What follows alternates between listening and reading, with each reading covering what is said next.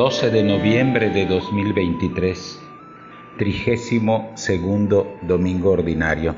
Las lecturas de este domingo están tomadas, la primera lectura del libro de la Sabiduría, capítulo 6, versículos del 12 al 16. La segunda lectura está tomada de la primera carta del apóstol San Pablo a los Tesalonicenses, capítulo 4, versículos del 13 al 18. Y el Evangelio está tomado de San Mateo, capítulo 25, versículos del 1 al 13. Como hacemos cada domingo, tomamos en nuestras manos nuestra Biblia o nuestro misal, hacemos una primera lectura atenta y pausada de los tres pasajes y pasamos a escuchar los comentarios.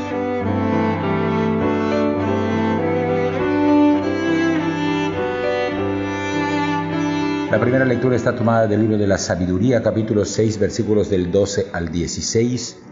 Apenas unos 50 o 60 años antes de Cristo, vio a luz el libro de la Sabiduría.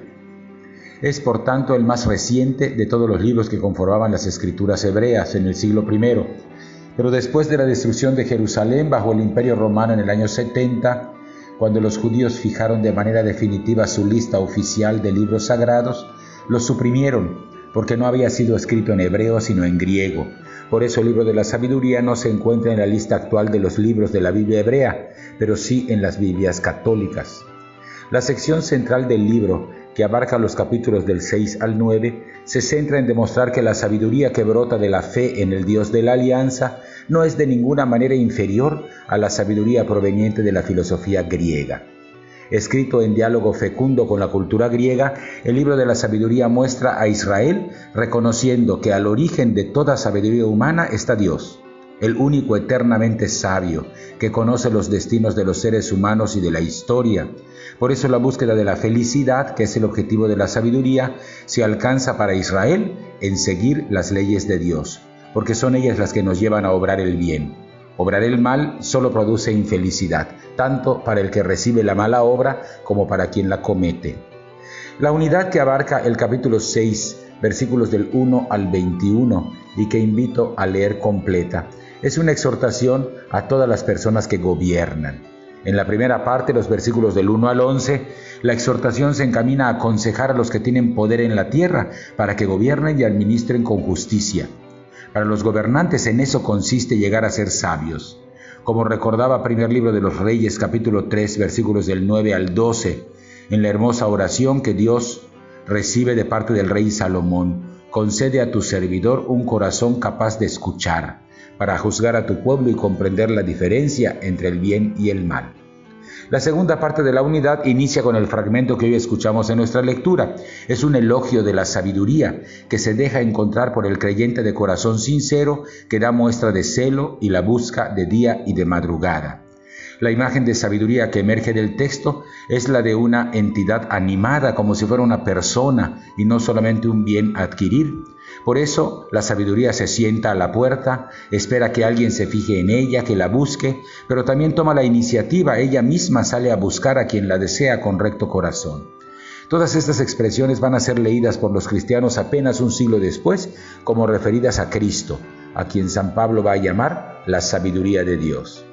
Dios ha colocado en el ser humano el deseo de encontrarlo por caminos de discernimiento y de verdad, para que pueda vivir en plenitud y en armonía con todo lo creado.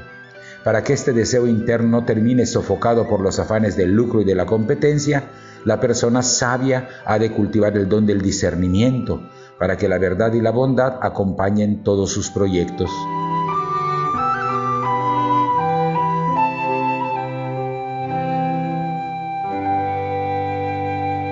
La segunda lectura está tomada de la primera carta a los Tesalonicenses, capítulo 4, versículos del 13 al 18. Vamos llegando a la última parte de la primera carta de San Pablo a los Tesalonicenses. Aquí el apóstol aborda un problema que angustia a los tesalonicenses. ¿Qué ocurre con los cristianos que mueren antes de la venida del Señor? Los tesalonicenses están preocupados ante la muerte reciente de algunos miembros de la comunidad. Los creyentes se han visto envueltos por duda y por tristeza. Para comprender sus sentimientos, hemos de recordar que Pablo y los primeros cristianos estaban tan convencidos de que los tiempos finales estaban ya inaugurados, que vivían en la espera inminente de la parusía, de la segunda venida de Jesús, como si fuera a ser inmediata, hasta el punto que Pablo tuvo que escribirles otra carta para ponerlos en guardia en contra de una especie de movilización general en la que algunos habían dejado de trabajar, como dice 2 Tesalonicenses 3:1. Estamos a unos 20 años después de la resurrección de Jesús, cerca del año 52, así que en esta etapa de su vida Pablo considera a los que mueren antes de la venida de Jesús como excepciones. La situación normal será los que quedemos vivos para cuando venga el Señor, como dice 1 Tesalonicenses 4:5. Pablo elabora una primera respuesta para la preocupación de los tesalonicenses. Esta respuesta es la que está contenida en nuestro pasaje. Utilizando imágenes tomadas de la literatura apocalíptica, San Pablo va a anunciar el mensaje de salvación. Quien cree en Jesús e intenta vivir según su evangelio está ya en comunión con el Hijo de Dios que murió y resucitó por nosotros. Por tanto, su suerte final está sellada. Si muere en Cristo, es decir, si lo ha seguido de corazón como su discípulo, resucitará con él participando para siempre de la vida plena. Aunque en este momento sean considerados casos excepcionales, los cristianos muertos se consideran como dormidos en Jesús, muertos en Jesús. Fórmulas que afirman una convicción. Los que estuvieron durante su vida unidos a Jesús, lo seguirán estando misteriosamente en su muerte.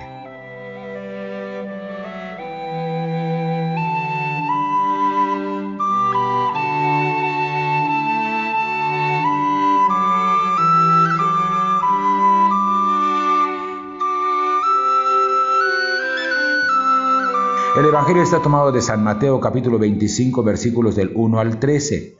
Inmediatamente antes del relato de la pasión, San Mateo nos presenta el último de los 5 discursos con los que ha vertebrado su Evangelio. Se trata del discurso apocalíptico que abarca los capítulos 24 y 25. Y como su nombre lo indica, utiliza el lenguaje típico de esta corriente judía que busca encontrar claves de interpretación para los momentos de persecución y de conflicto y así llevar esperanza al pueblo.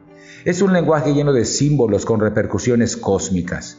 Dentro de este amplio discurso resuena la advertencia de Jesús. La llegada del Hijo del Hombre será sorpresiva, fuera de todo cálculo humano. Por lo tanto, es necesario estar atentos y vigilantes.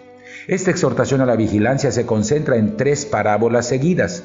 La parábola del mayordomo fiel y prudente, capítulo 24, versículos del 45 al 51. La parábola de las 10 jóvenes, capítulo 25, del 1 al 13. Y la parábola de los talentos, capítulo 25, del 14 al 30, que leeremos la próxima semana, último domingo antes de cerrar el año litúrgico con la fiesta de Jesucristo, Rey del Universo. Esta parábola y la de los talentos que escucharemos la próxima semana ya no hacen tanto énfasis en lo inesperado de la llegada del Hijo del Hombre, sino en lo que tenemos que hacer en el tiempo presente para esperarlo. Escritas en los años 80 y 90 de nuestra era, estas parábolas aluden a las dificultades que experimenta la comunidad cristiana porque ha perdido ya ese sentido de urgencia. Deben ser leídas como una advertencia para los cristianos y cristianas que han dejado de cultivar en sus vidas este sentido de vigilancia que tanto nos recomendó el Maestro. El trasfondo de la parábola es la fiesta de bodas, tal como nos la presenta el libro del Cantar de los Cantares, con las jóvenes que acompañan a la novia mientras el novio con su cortejo llega a buscarla para la fiesta de las bodas.